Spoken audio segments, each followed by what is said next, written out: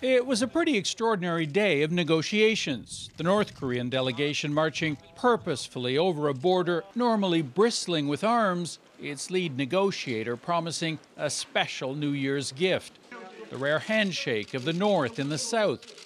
Most remarkable, though, was the speed of agreement. A quick announcement by South Korea's chief negotiator that North Korea would send a delegation of athletes, cheerleaders, and top officials to the Winter Olympics in South Korea next month.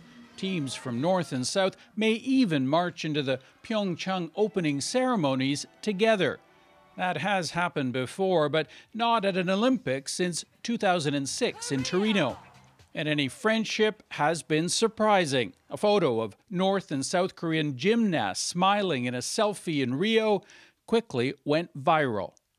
There was progress beyond the Olympics today, too. An unexpected agreement to hold talks on reducing military tension on the Korean peninsula, though the North made it clear it has no plan to give up its new nuclear arsenal.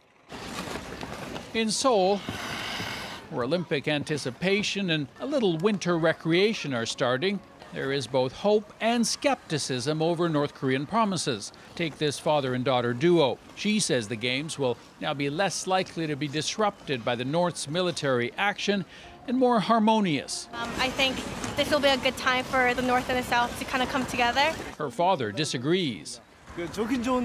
Sure, those guys in the North make promises, he says, but I don't trust their actions.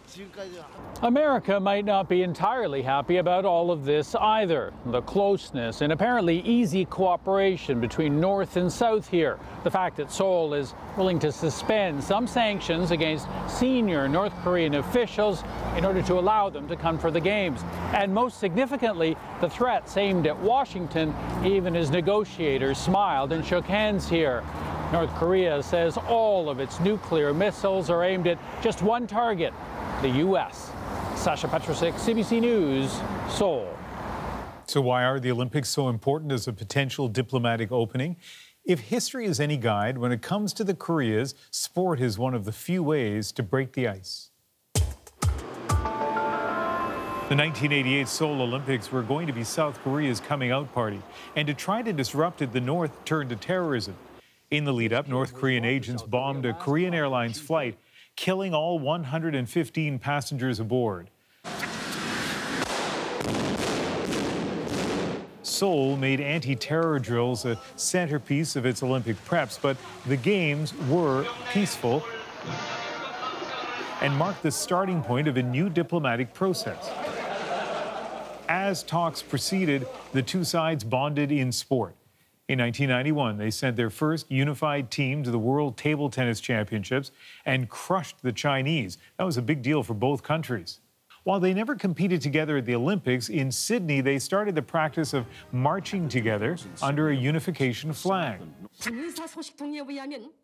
Violence still erupted as Seoul was hosting the 2002 FIFA World Cup, the North firing on a South Korean vessel. That triggered a fatal naval battle. But the symbolism of international sport continues to raise hopes. Now, after more than a year of threats and brinksmanship, it will be hard to separate a real diplomatic thaw from theater.